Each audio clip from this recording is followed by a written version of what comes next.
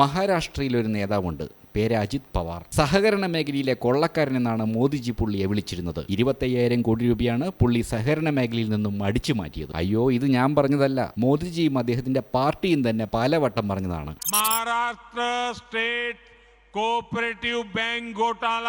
അങ്ങനെ അന്വേഷണമായി, കേസായി, സംഭവം അജിത് പവാറിന് പുലിവാലായി. ഉറക്കം നഷ്ടപ്പെട്ട അജിത്ത് സ്വന്തം ബന്ധുവായ ശരത് പവാറിന്റെ NCP വരെ പിളർത്തി ഒരു ദിവസം അങ്ങ് BJP-യിൽ ചേർന്നു. അത്ഭുതം, അജിത് പവാറിനെതിരായ കേസ് സർക്കാർ പിൻവലിച്ചു. ഇതാ കടലാസ്. പുണ്യാത്മാവായ മോദിജിയിൽ ലയിച്ചതോടെ അജിത് പവാർ വിശുദ്ധനായി. അതും പോരാഞ്ഞ് മഹാരാഷ്ട്രയിൽ BJP പിന്താങ്ങുന്ന സർക്കാരിൽ ഉപമുഖ്യമന്ത്രിയുമാക്കി. വെറുതെ എല്ലാ നാട്ടിലെ കള്ളന്മാര് പെരുകുന്നത്.